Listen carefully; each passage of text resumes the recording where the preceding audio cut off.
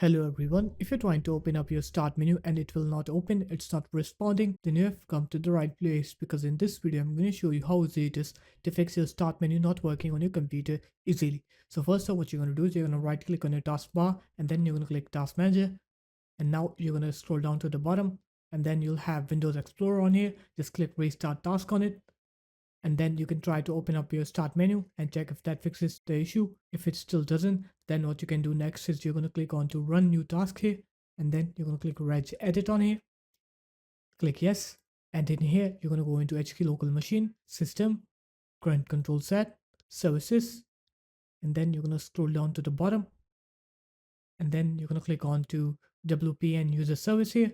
And in that folder you'll have this start value here. You're going to double click on start.